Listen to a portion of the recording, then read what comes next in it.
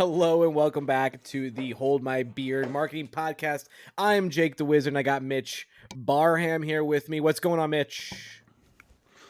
Living the dream. Keeping on, as a great philosopher Joe Dirte says. All right, awesome. Let's dive right in. Let's catch up with some of the news of the day.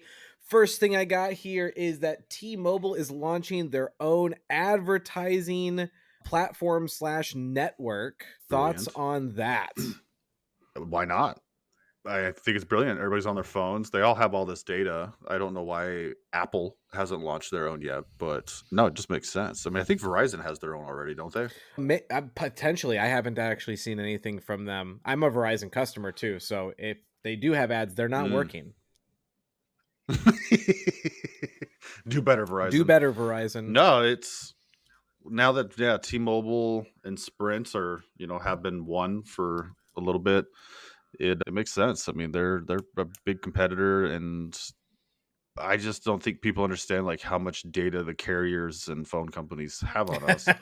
So you could do some pretty targeted ads, and then it's just another avenue for us as marketers or businesses or brands to get in front of people outside of Meta or Google or so it's probably going to be pretty cheap right out of the gate too, I would imagine. Yeah, I mean, you gotta get the people on your network. Now I do think it's super interesting that they're cutting a deal with Plex. I'm a Plex user. I don't know if you are. Plex is build your own private little Netflix environment. Oh, that's cool. And so I have like a server with a bunch of stuff on it that we watch. The kids can watch anything on there, but cutting a deal with Plex to get in there for some reach is really interesting to me. So, well, I mean, we have commercials on Netflix now, Amazon, everything. It's so funny. I was thinking about this the other day, kind of a squirrel moment, but like years ago, we got these streaming platforms, right? Because there were, there were no commercials. And so it was like, oh, there's no commercials. Like we got to watch it. We could binge, blah, blah, blah. But like it's gone full circle. Now there's commercials on everything. And if you want to get rid of those commercials, now you have to pay even more. Now it's making regular TV seem like the better deal because I have to watch commercials anyways. So instead of paying for, premium Netflix, Plex, now it's going to have probably commercials and ads. You have all these different things stacked. I might as well just go back to Comcast. Yeah, I'm surprised that no one has just done the front-loaded ads. Like, just run 3 ads at the beginning and then play my whole episode. I honestly, like, I'll stand up, I'll walk to the kitchen, get a snack, let those ad rolls run, and then I'll be back. Like, that to me, from a user perspective, is a no-brainer. Why we have to keep just jamming them right in the middle? Like, we're watching Poor Things right now on Hulu. It's a movie. Nice. They have commercials in the movie. It stops in the middle of the movie. I don't know if you've seen Poor Things. There are some scenes that you don't want to necessarily stop in the middle of. They are intense. Well, it's like when I watched like a month or so ago, the first Dune. I think I streamed it. I forget which platform I streamed it on, but there were commercials in it. And I'm like, you just ran a commercial when Paul Atreides is like becoming this like crazy guy and his dad just died. And like, what? Nothing. I don't want to see a T-Mobile commercial or, I mean, then they're like random commercials, but they're the most inopportune times. And like we're watching way behind the times, but we're watching Handmaid's Tale. Total trip of a TV show. I'm like, this would never happen in real life. But like, first off, but same thing. It's like they get you right to a spot where you're like, oh, what's gonna happen? Commercial. I'm like, oh my god, a minute and a half of commercials, and I immediately grab my phone. Yeah, exactly. I don't know if you saw. It's a video that's been circulating a little bit recently of these old TV airings of Star Wars in Brazil, I believe, where they edit in ads to make it feel like it's in the movie, so they don't interrupt the movie. Let's see if I can find it. Star Wars beer commercial. Oh my goodness. Oh, my father didn't fight in the wars. He was a navigator on a spice freighter. That's what your uncle told you. You fought in the Clone Wars? Yes. I was once a Jedi Knight, the same as your father. I wish I'd known him. He was the best star pilot in the galaxy. And he was a good friend. Which reminds me, I have something here for you. What?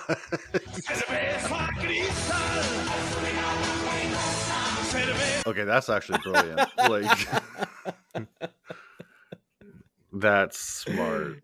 I have something for you. Hey, it's a beer. That's great. They do a I couple love more of that. those too throughout the whole movie, but they don't interrupt the Wow. movie. Like, you're still in it. It's so smart.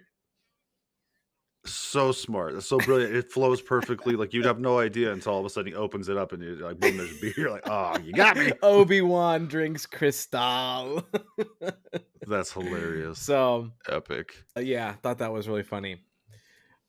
Love it. Walmart launched a new premium brand called Better Goods.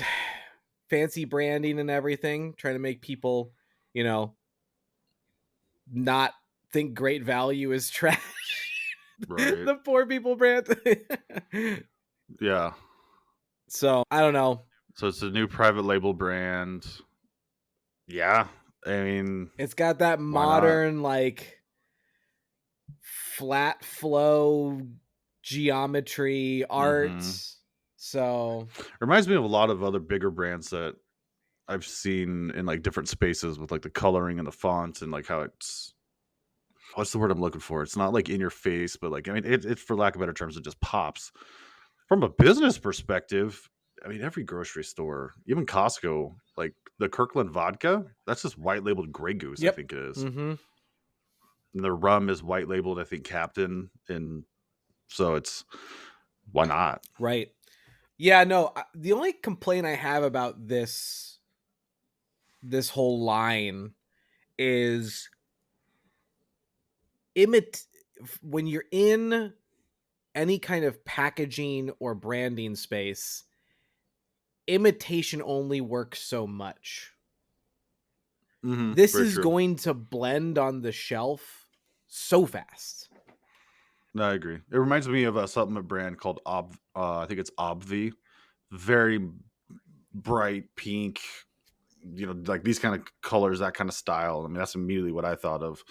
But then in that industry, everybody followed suit as well. So Right. it was like all of a sudden everybody's branding looked the same and you all blend. And so is this Better Goods brand supposed to like potentially replace one of their other private label brands, or elevated culinary experiences, desirable as the Okay. national leading brands? It looks like a lot of it's plant-based. So they're probably though, if you're into the plant-based stuff. interesting. I like meat. Give me some meat in my mouth. That sounded horrible. Cut that. Cut that. Leave it in. Leave it in. the slight lean in the no. Nope. Yeah. Oh, damn it. But yeah, I think it's just gonna blend too quickly. My personal opinion. So Yeah. Interesting. all right, my neck of the woods. Yep. Social is the Yes. future of search. Little article here from Search Engine Land. Start making content that's searchable.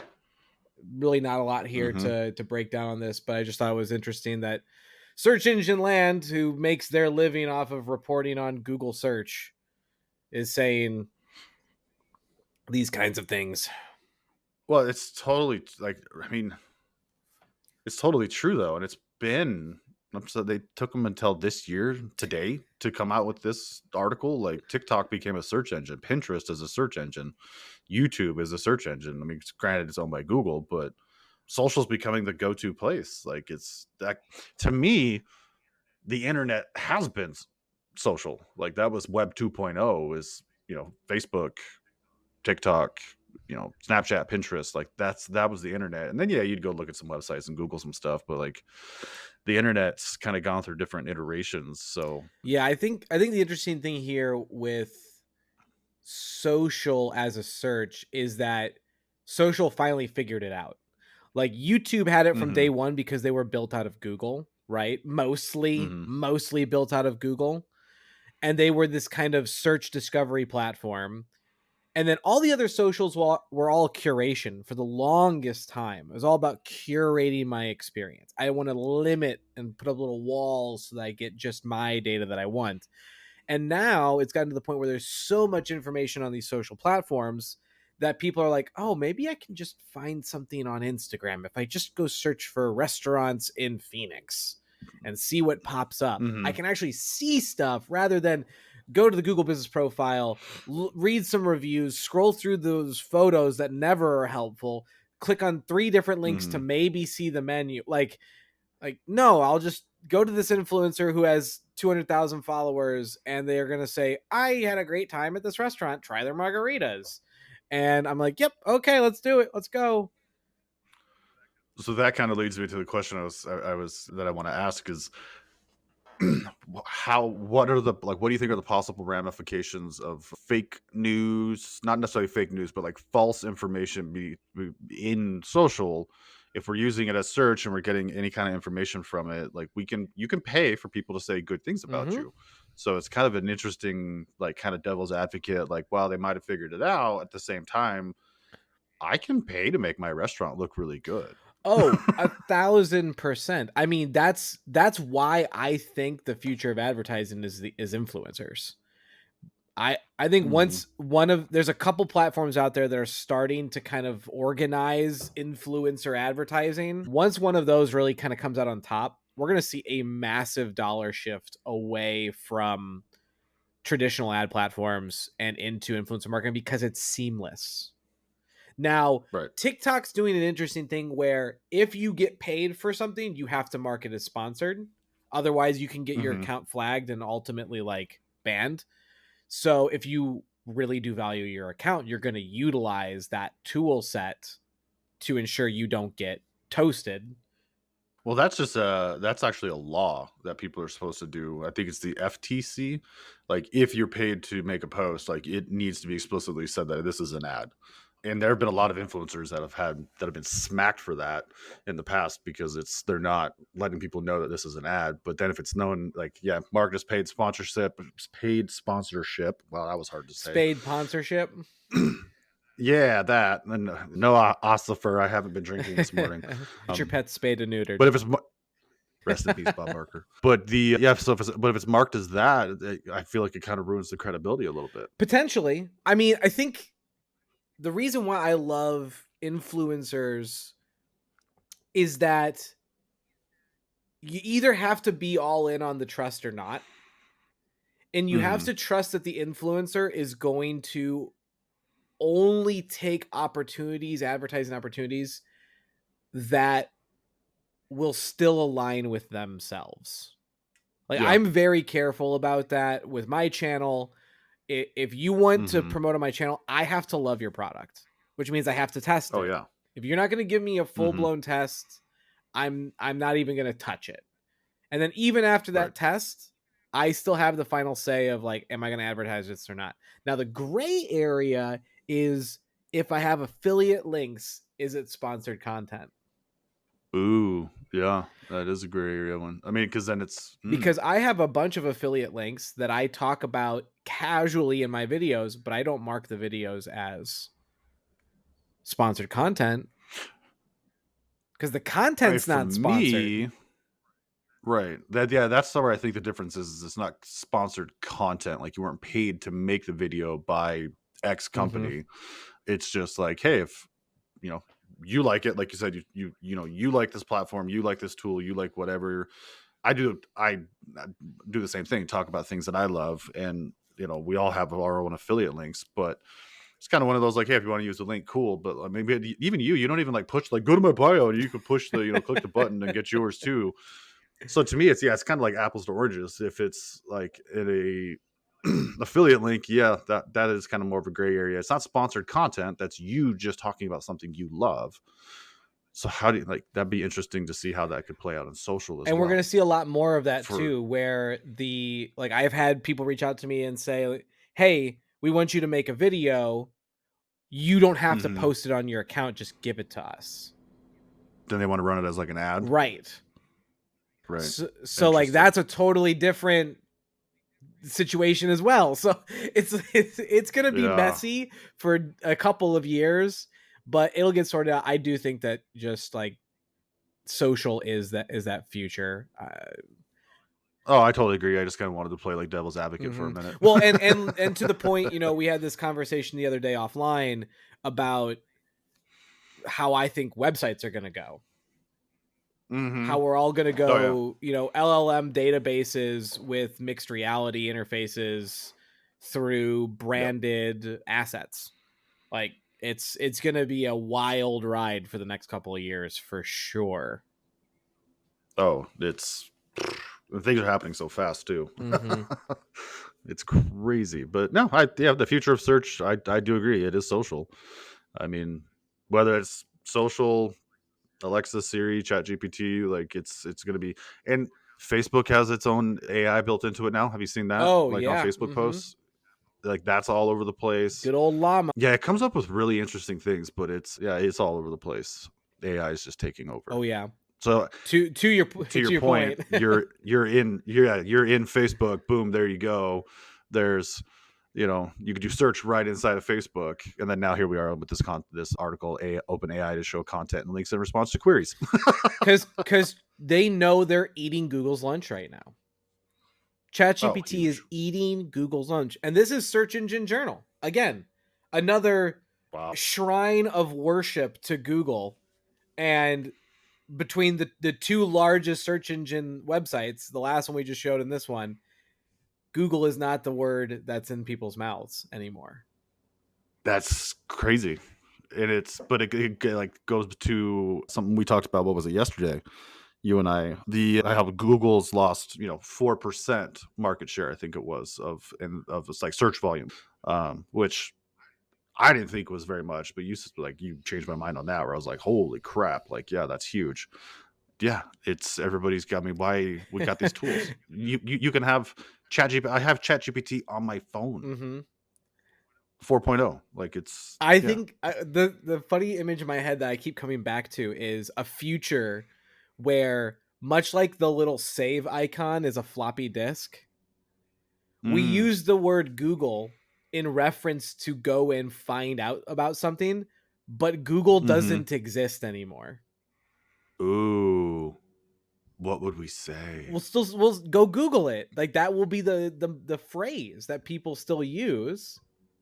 But you don't. But there's no Google. It's just that's what you say. Dude, that'd be nuts, right? Crazy. It's gonna happen, and it's probably gonna happen in our lives. Oh, for sure. I remember back in the day when you used to just hit "I'm feeling lucky" and hope for the best. Oh God, the "I'm feeling lucky" button. Yes, missed that guy. I remember a time before Google Doodles. Yeah, I mean, ChatGPT will write. It'll literally cite everything. I'm really interested to see how Gemini can compete or help Google regain some of its market share back, because it's okay, and like the SGE is definitely in full force now, or at least it feels like it's coming out in full force. Dude, I looked something up last night for a platform we use on how to do something, and I mean, it was it gave this huge step by step. I mean, it had what websites I could go to and everything, but I was like, holy crap, it's all right there. I don't have to go to websites at all, which is why websites are doomed. Right. They're just data and I can do the same thing in ChatGPT. But will we still need websites to feed these absolutely bots? We have to have something for it to gobble and eat and provide value. So it's kind of going to be interesting, but you're not going to have that much traffic to it. You're going to have, because it's going to have a limited single page website with your onboarding interface, whatever that payment portal, sign up now, whatever that is going to be on there. And then underneath that will be a massive database of all of your information. And the LLM will know to go there and suck that up. And that's how it's going to work. The future's going to be wild. Here's the problem, though, is that you're even more susceptible search putting up guardrails around you. Because right now we all know Google is manipulating search. Which is why Right. Gemini is struggling, because they're trying to maintain those habits, and it neuters the AI. It just ruins it. So they've got all these guardrails up that all work because of the algorithm and because everybody can change the information constantly and adjust it.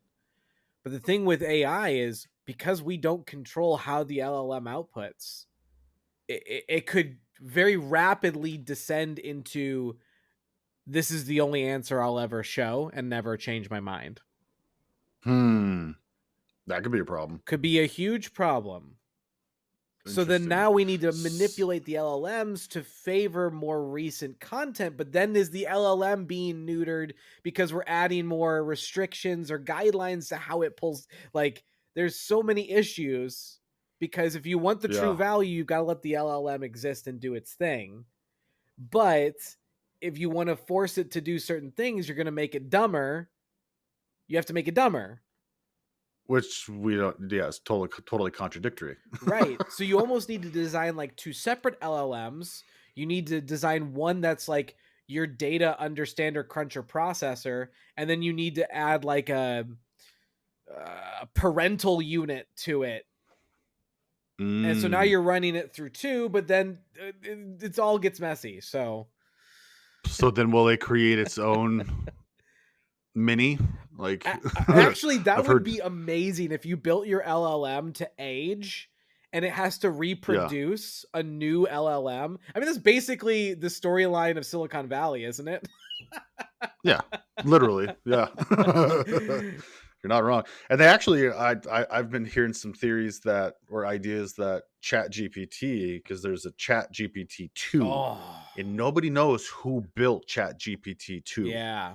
So like they're not sure if Chat GPT actually built Chat GPT 2, because it's like way smarter or supposedly way better than Chat GPT, but nobody knows who the hell actually built this version 2. Yeah.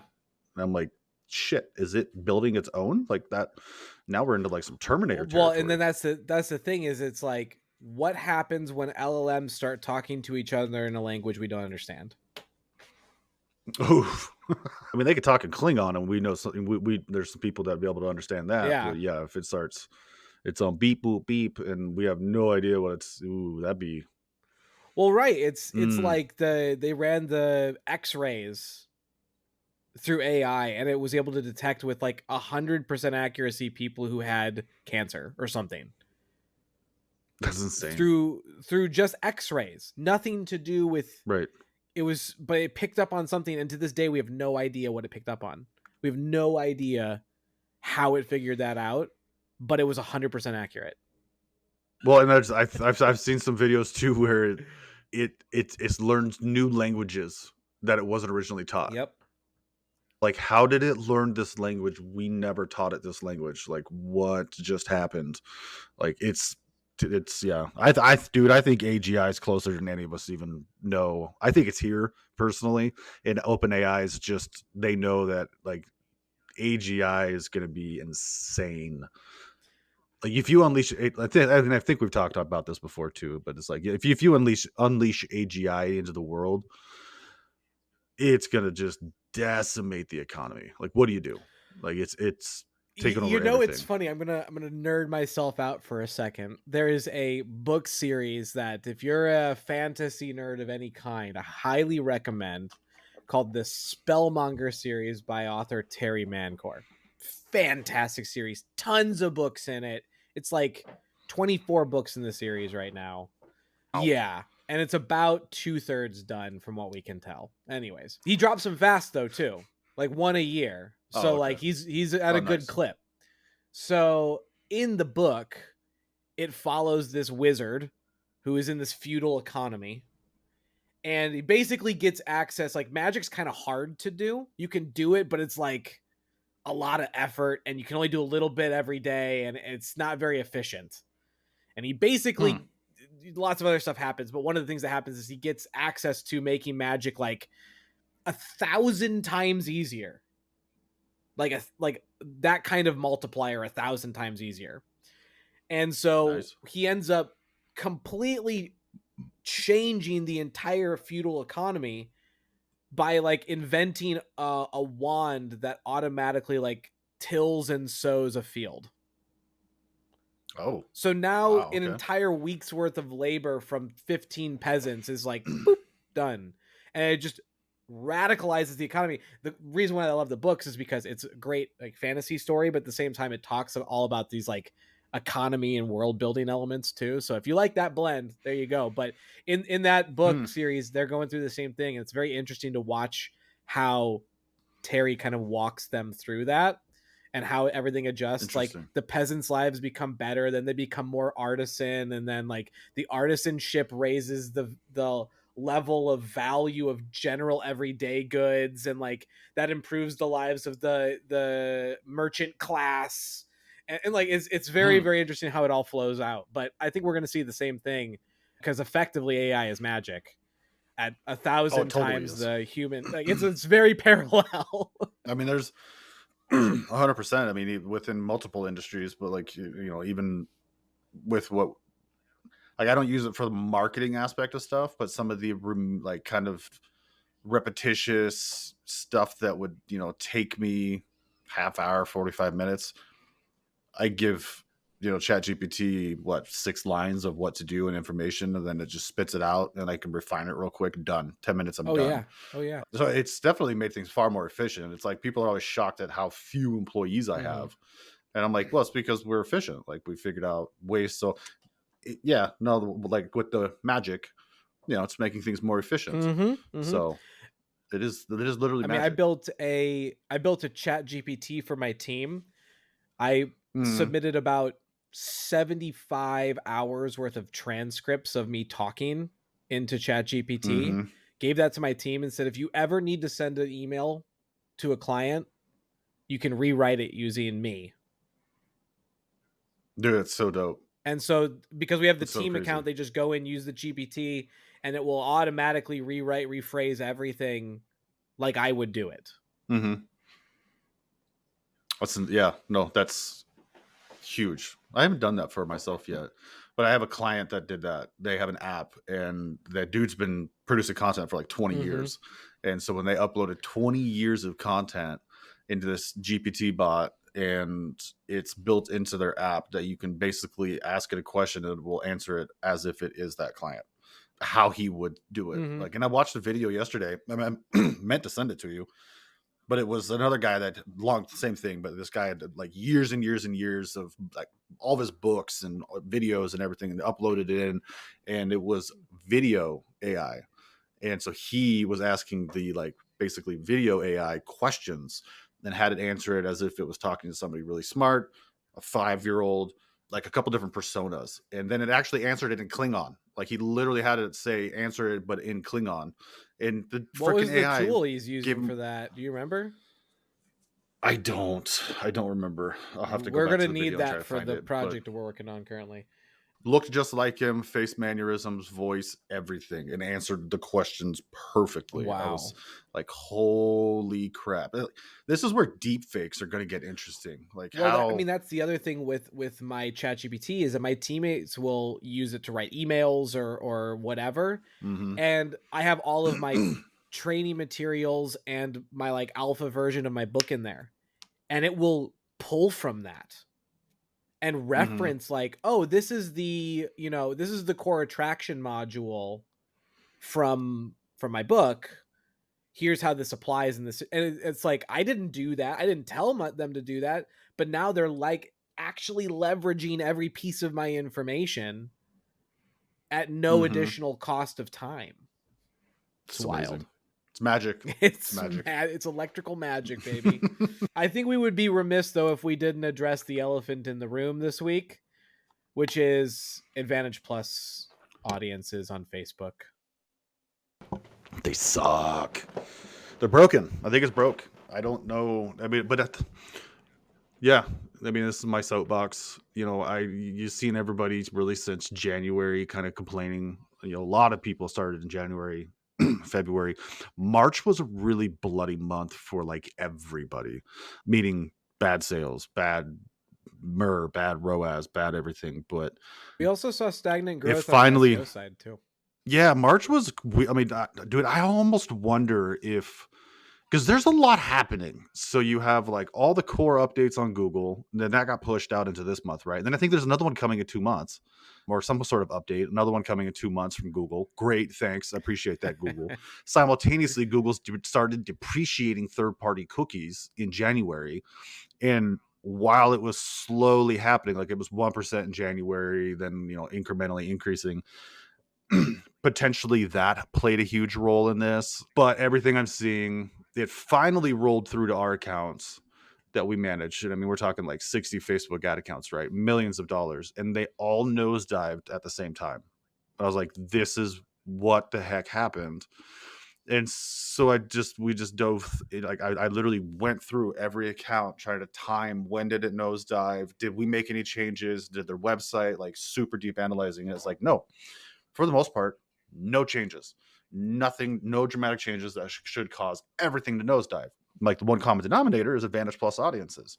So my theory, which has now been proven right over the last 2 weeks, is Advantage Plus audiences. And nobody's really had been saying that. I mean, it was like, even myself, it was like, yeah, it's not broke. Like your ads just suck. It is, it's the economy. Ads are a little bit harder. You had to be better at with your ad copy and creative utilizing Advantage Plus audiences, because you're kind of, hey, start here, then go wide. But that's not working anymore. But it was really weird too, because like, I don't know if they're lying to us or what, but your soft metrics still stayed the same. But it was like they were not putting it in front of the people that truly were going to take the action we wanted, whether that was a lead. Like, bro, for a couple of our lead gen clients, all I literally did was go to the ad set, duplicate it, switch from Advantage Plus back to original audiences, and the next day leads picked back up. Meanwhile, we hadn't had one lead in 2 weeks. I was like, okay, there you go. Same thing with ecom. Flipped them, put them back to original interests, and then within a day or two, boom, sales coming back in. Even better click-through rates, even better CPMs, which are soft metrics, but then like everything else is going great. So I think something is definitely broke within the algorithm, within their AI. It's not serving it to the right people. And now you're seeing it all over. At least I'm seeing videos about it all over the place on like TikTok and Instagram, where other marketers are finally going, yeah, it's broke. Like, and then because of that, which you and I talked about the other day, I think it was in the mastermind, people are leaving Facebook in droves. Advertisers are. And now TikTok costs are going up. People are hitting up Twitter. I'm getting actual clients reaching out asking about Reddit ads. Yeah, let's go. Yeah. Like, bro, that's when it's really bad, is when clients are researching stuff and they're going, hey, I've been hearing about this Reddit stuff. What do you think? And I'm like, I mean, at this point, man, like it's a community. Why not? Like, we just go to the right place, TikTok. And then, yeah, but it's something I'm really like passionate and frustrated with, because it's like Meta has been the king forever. They're definitely broke something. I think they need to stop changing and focusing on like what they consider as a good user experience on the back end for Ads Manager, because that's still changes are rolling out in the back end of that, and just how it looks. Mm-hmm. It's like, dude, just stop. Leave that alone. Can you guys please just fix your algorithm? Because I know you're hemorrhaging. Like, they got to be hemorrhaging money right now on the ad side. No, we have to move pixels into data sets. Right. Yeah. Pixels into data sets. And now instead of having the 3, like having the buttons or the words that when you hover over an ad set name where it's like, view charts, edit, or duplicate, we're going to make them icons. That doesn't do anybody any good. Like, Susan made these cool icons, guys. We got to use them. It's so frustrating. And so, but what we've like, one with the original interest, so that's helped. And then ultimately, and this is like, it's so crazy, dude. Things that I have said not to do for years, I'm now doing. Ooh. Because it's like, this is our last resort to make this work. So like, there's some service-based businesses and some smaller ecom clients that we have that, have smaller budgets, where I'm like, okay, we're going to take X amount of dollars and we're going to run awareness campaigns. Yeah. I've literally made videos about don't run awareness campaigns. And so I'm just trying to build an audience inside of Facebook and have like carpet bomb areas for local service-based businesses or local businesses that just hit everybody for $1.50 CPM and run 10 ads inside of that bad boy, and then try to get conversions. But ultimately, a lot of the times we're now trying to use Facebook as just an awareness platform, unless it's ecom.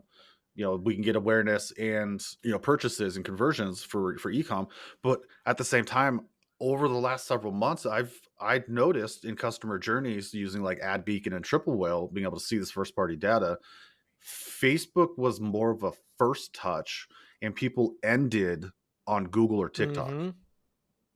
So Facebook is no longer like they see it, they go by. I mean, it's like it's inundated with ads. They see it, then they might go Google it a couple times longer, like later. Then there's the whole soapbox of like, how many times do people need to actually see your stuff now? It's no longer 7, it's like 20, Right. and it's just a whole new world. But with the Advantage Plus being broken, it really sucks.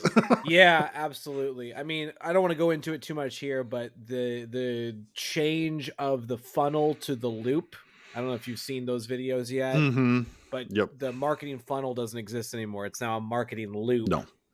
And people can enter at any point on the loop, and then you kind of nurture them around the loop. So 100%. Well, because it used to be, just old school tofu, mofu, bofu, and you could shuttle them down through that.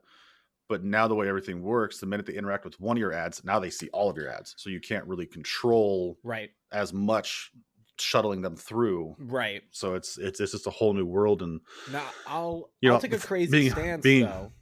Is this actually the best time to go over to Facebook? Because everybody's jumping ship like mad, so your CPMs should be dropping like crazy?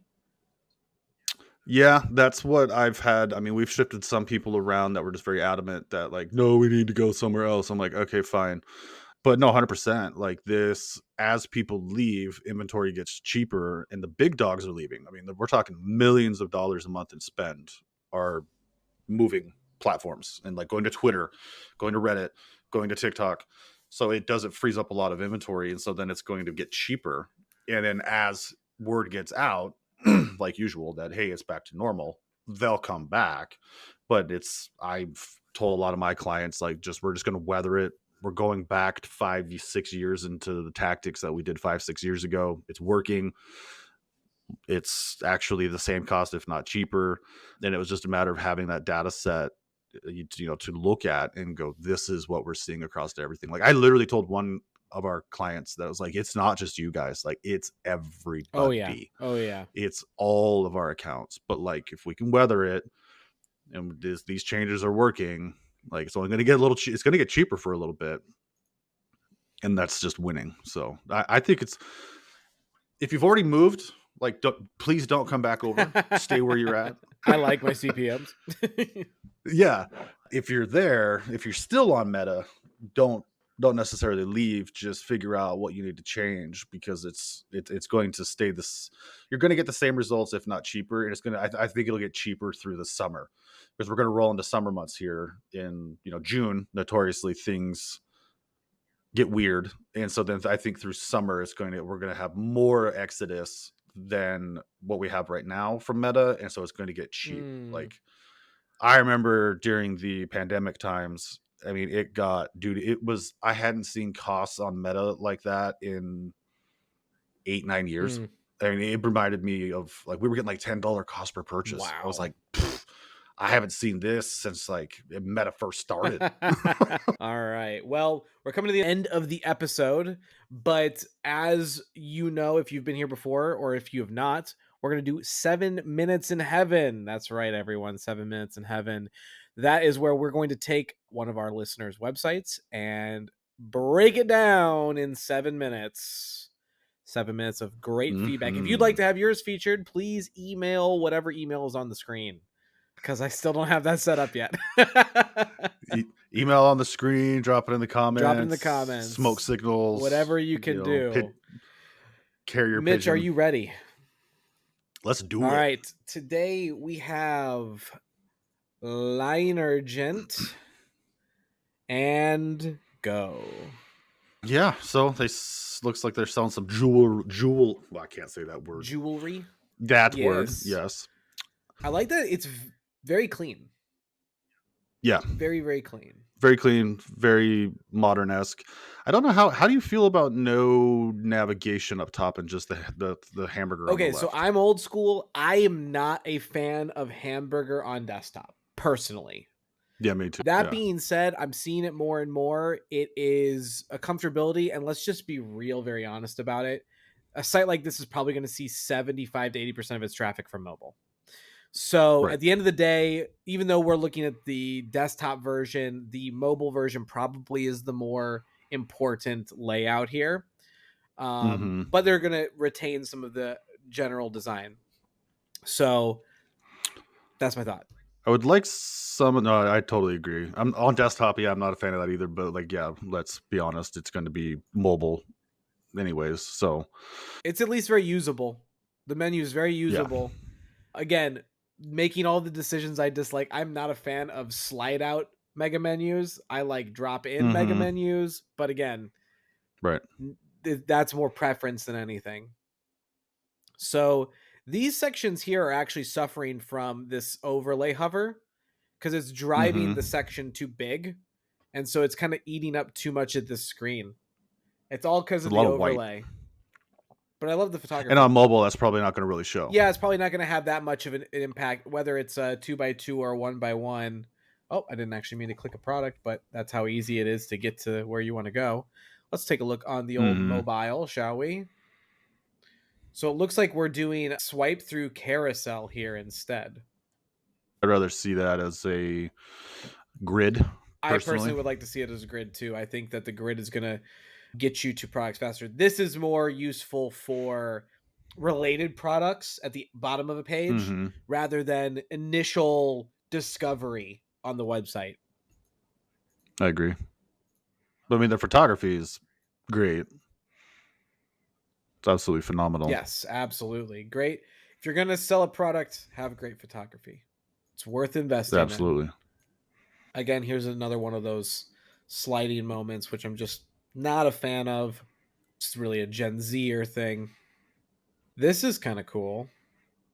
It's interesting using this slider concept for. Yeah, that's an interesting use case. Although it's not clickable. This could result in a rage click. Yeah. So just be cognizant of that.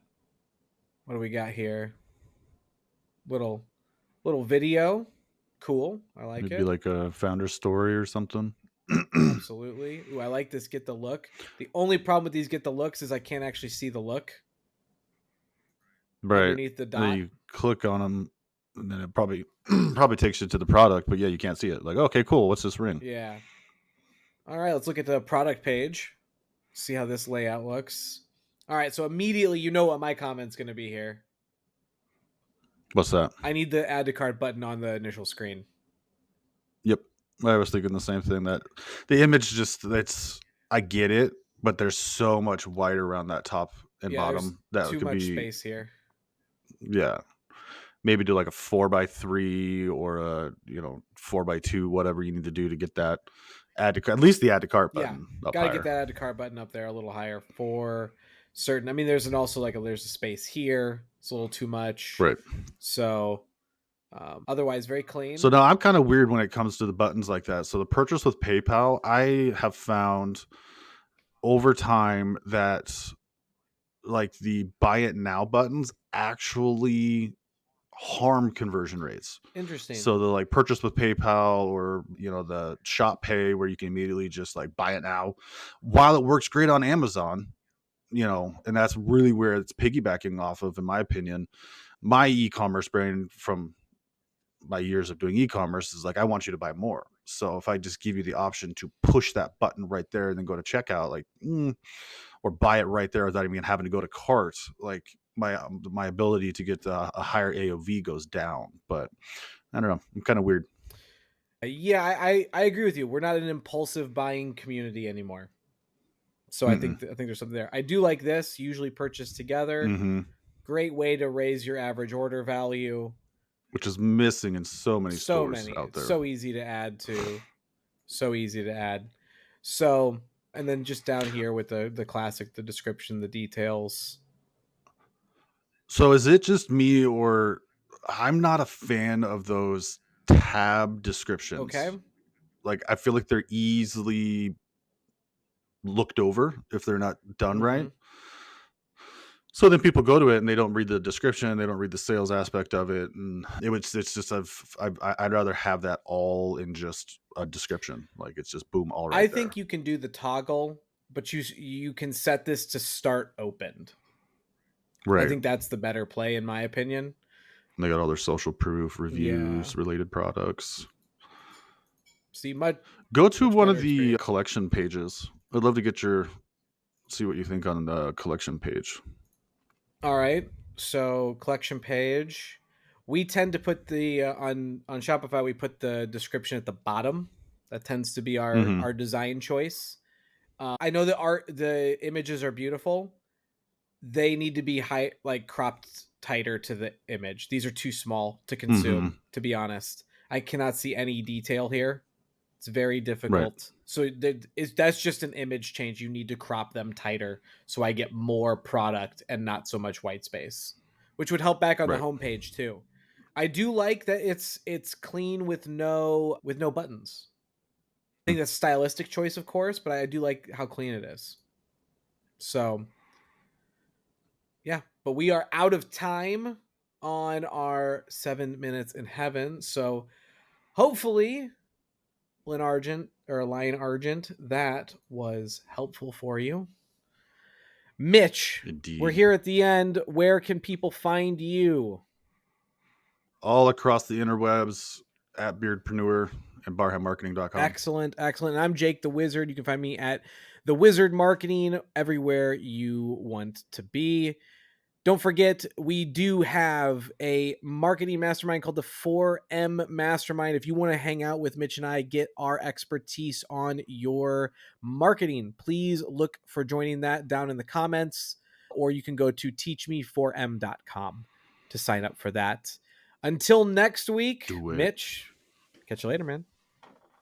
See you. Bye.